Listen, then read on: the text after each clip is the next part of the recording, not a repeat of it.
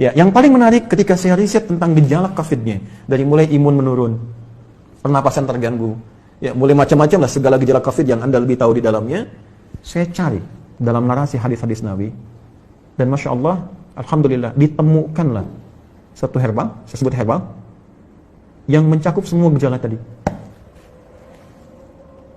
Dan itu, dunia internasional pun belum masuk ke situ. Belum ada kesadaran itu gitu. Ya, saya cek kemudian, di Indonesia nggak ditemukan materinya. Ini hanya ada di 2 tempat di dunia. Kalau ditanya sikap apa yang mesti dibangun saat pandemi ini, maka sebagai seorang muslim, dari aspek ibadah, sikap yang mesti dia bangun adalah penguatan sisi spiritualnya.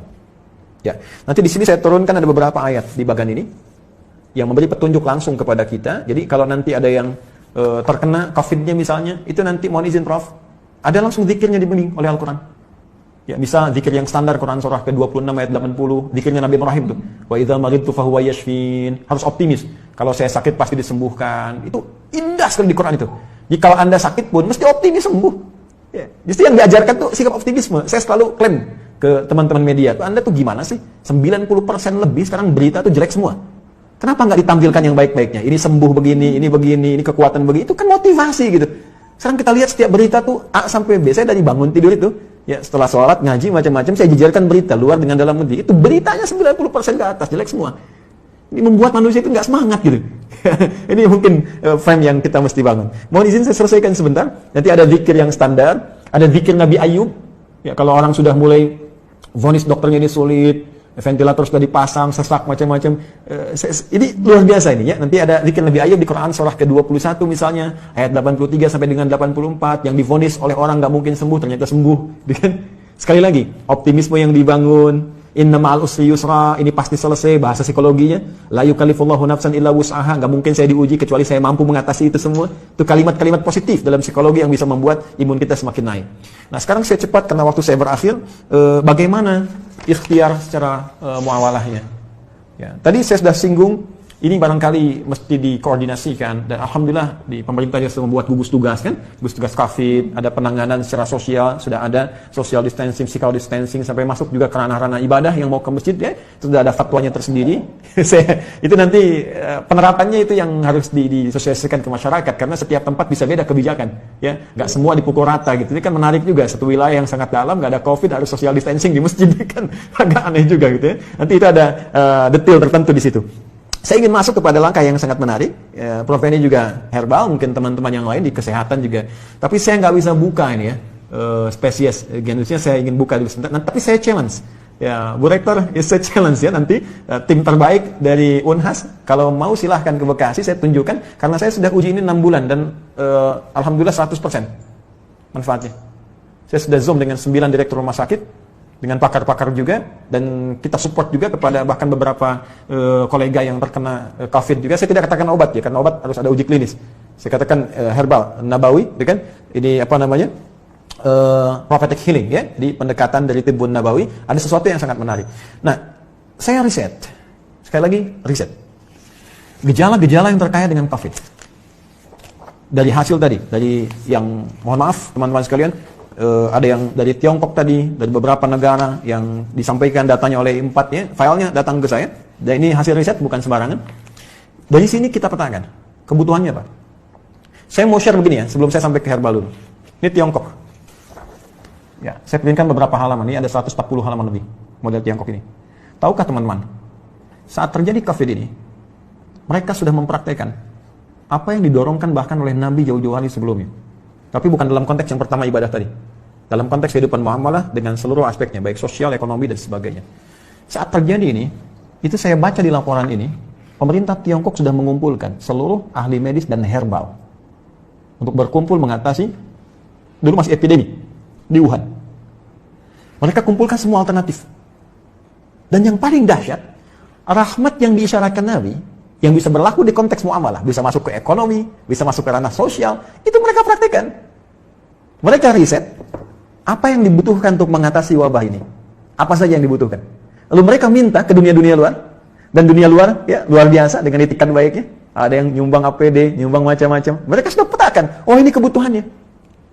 Dan sudah dilihat, ini satu hal yang dirasakan akan banyak menyebar.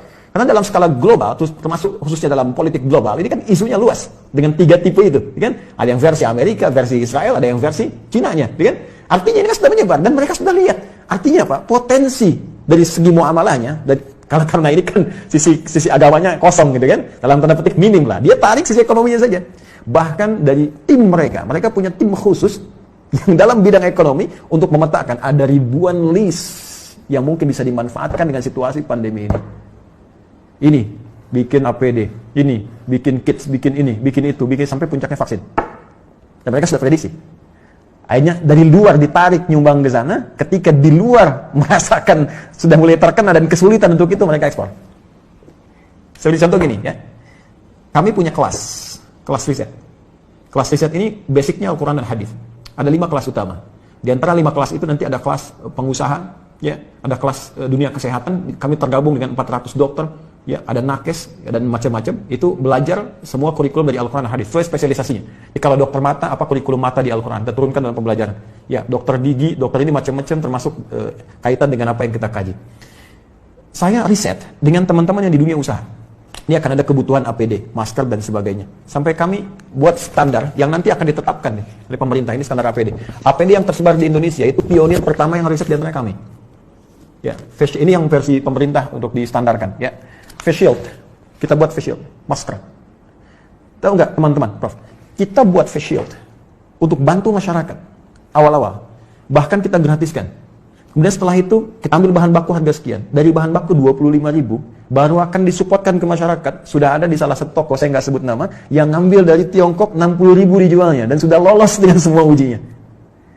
Saya ingin lihat dengan persepsi yang lain ya. Saya ingin lihat dengan persepsi, bukan persepsi kita menyoal. Persepsi kita melihat bagaimana Tiongkok membaca peluang menjadikan ini sebagai rahmat dan sekarang diselamatin WHO.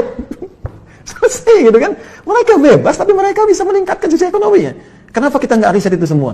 Peluang apa yang bisa kerjakan kita sekarang? Kenapa teman-teman misalnya di wilayah Makassar, Sulawesi bisa tidak membuat batasan terbatas? Kenapa Anda nggak bikin aplikasi?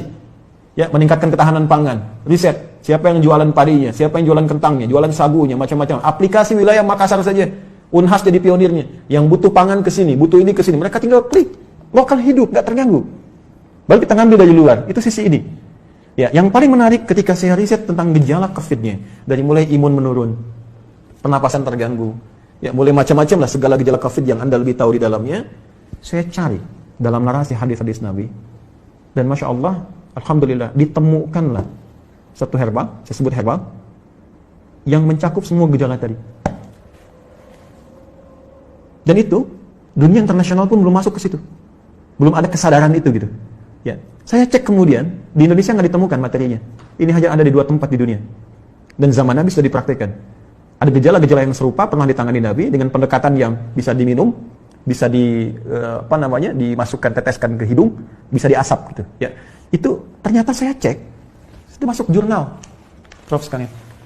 Ini materinya udah ada di jurnal, ya, jurnal-jurnal ilmiah internasional. Ini saya ada beberapa jurnal nih yang sudah ada, ya. Tapi mohon maaf saya belum bisa zoom ya. Maksud saya nanti saya bikin statement di akhir. Ini sudah ada zoom internasionalnya. Ini sudah tahu ternyata khasiat-khasiat ini. Herbal ini, tapi belum ada kesadaran bahwa ini bisa mengatasi persoalan yang tengah kita hadapi saat ini di pandemi COVID. Ya, saya keluarkan itu, saya lacak hadisnya. Dari sejak 18 Maret saya usahakan, saya dapatkan dari sahabat kami, karena ini hanya dapatkan di 2 tempat di dunia. Ya, di Himalaya dengan di Saudi bagian timur. Ini ada. Saya minta kemudian, dan itu alhamdulillah ada. Saya cobakan, ya, kita treatment beberapa teman-teman yang isolasi mandiri ya, karena di rumah sakit kan tidak mungkin karena protokol kesehatan. Tapi menariknya kalau ada izin dari keluarga untuk kepentingan pribadi, boleh jadi pendamping suplemen. Kami 6 bulan coba ujikan itu, sampai dengan sekarang rekornya 100%. Hanya 3 hari paling lama. Ya, yang terkait dengan COVID ini saya tidak mengatakan obat ya. Kalau enggak besok nanti saya diundang. jadi saya katakan ini ada pendampingan prophetic healing. Kemudian saya sempat share juga Zoom dengan beberapa 9 direktur rumah sakit. Kita berikan bantuan juga itu dengan skala yang sangat terbatas. Dan menariknya, saya coba pesan itu 1 kali lewat online. Ya, ingin tahu gitu kan, ada dilacak. Ini sudah jadi produk internasional, tapi dengan arah pengobatan tertentu, bukan ke COVID. Ya, bukan gejala-gejala ini. Dan belum tahu kalau ternyata itu bisa untuk gejala yang dimaksudkan. Jadi kalau kita pesan pun ada, cuma kualitasnya belum tentu sama karena ada 15 spesiesnya. 15 spesies. Nah, saya coba pesan, ya, saya minta staff saya pesan, coba saya pengen tahu nyampe nggak ke kita barangnya. Tahukah Anda apa yang terjadi? Begitu saya pesannya lewat ke Himalaya, ternyata barang yang datang ke kami harus masuk dulu ke Cina, dan ketika saya terima di Indonesia, addressnya, alamatnya dari Wuhan. Anda bisa bayangkan bagaimana bisa kontrol terhadap itu pun mulai ada kesadaran, dan di beberapa tempat sekarang mulai ada kesadaran untuk itu. Saya sudah menyampaikan kepada relasi terkait teman-teman, saya katakan begini sampai ke negara pun. Jika negara membutuhkan ini dan benar, ya silahkan uji. Rekomendasi kami siapapun yang ingin menguji dari pihak manapun, silahkan uji di lab. Kalau betul terbukti ada manfaatnya, saya serahkan sepenuhnya untuk negara. Saya tidak akan mengambil apapun dari ini dengan kecintaan kami kepada Indonesia. Hanya saya ingin satu saja, sebutkan referensinya bahwa ini dari hadis Nabi. Itu saja. Ya, jadi saya juga challenge teman-teman yang di Unhas, nanti boleh timnya main ke sini, Anda boleh analisis, saya serahkan nanti jurnal-jurnalnya, dipelajari dan sebagainya, hadis-hadisnya, tapi infonya kami sudah 6 bulan melakukan treatment dengan pendekatan prophetic healing ini, dan hatinya 100% sampai dengan hari ini. Alhamdulillah, termasuk kemarin yang di media-media yang diinfokan kolega-kolega pejabat-pejabat, ada yang kami support itu, dan mereka menginfokan juga sangat luar biasa. Ini bisa juga untuk diabetes, bisa. Kemudian kemarin ada yang kompleks antara diabetes dengan liver, dia menggunakan medis, ya medis belum ada pengaruh, mungkin belum cocok saja, mohon izin, ya. Lalu coba kami support dengan itu, dia selesaikan medisnya, dia tidak minum dulu, dia konsumsi itu kami berikan, karena ini hanya 2 pekan, hanya boleh dikonsumsi dalam 2 pekan, kemudian selesai, 1 pekan baru nyambung kembali. Apa yang terjadi? Hanya dalam 3 hari terjadi pemulihan yang sangat luar biasa, dia sudah bisa ke masjid, sudah beraktivitas, dan sudah normal kembali. Saya ingin katakan begini, betapa ini rahmat untuk kita dalam aspek muamalah. Kita bisa terbuka, bangsa kita bisa lebih kreatif, bikin APD, bikin peluang, bikin macam-macam. Semua sifat makro dalam bernegara itu bisa kita dudukan di sini. Yuk, dari segi ekonomi apa sih yang bisa kita ambil manfaat dari sini? Jangan dikeluhkan semua. Ya, dari segi ibadah sudah selesai tadi. Ya, dari segi kehidupan sosial seperti apa? Ada banyak hikmah yang bisa kita gali. Silaturahim, penguatan di keluarga, ya, penguatan di kampus dan sebagainya, dan tentunya teraplikasikannya nilai-nilai kebangsaan dengan nilai yang lebih luas. Saya kira itu yang bisa saya sampaikan. Ya, sebagai uraian dengan basic tadi apa yang dimintakan. Saya pikir Bapak Ibu lebih memahami apa yang saya sampaikan, dan saya banyak belajar dari Bapak Ibu sekalian. Ini hanya share saja apa yang saya temukan. Boleh jadi Anda menemukan yang lebih baik dari apa yang pernah saya risetkan.